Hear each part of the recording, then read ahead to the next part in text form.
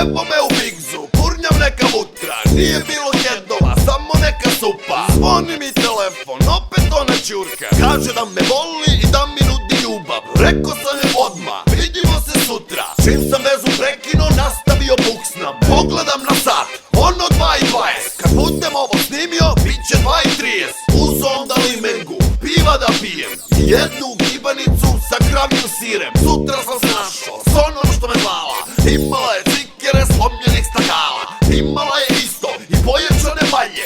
Otišli smo posle da jedemo se dalje. To je bilo blizu prelepe banje. Zapio sam jedno pivo ispred radnje. Krnuo i drugo, pa vratio flaše. Rekao ajmo sada, niko tebe mače. Živela je odmah, tu kod Beobanke.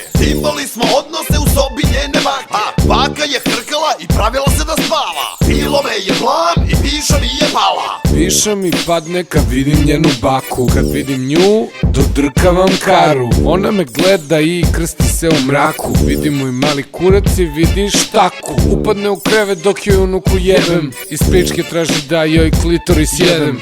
Volim tebe baby, al ne volim tvoju baku. Iako sam me već 3 puta jebao u parku. Pušila mi je u njenim kolima. Pustila je da joj sise pivom polivam. Što su dobre, ima one fine, smežurane modre. Lepe, kao šangarepe. Jebo sam joj unuku, jebo sam joj i dete.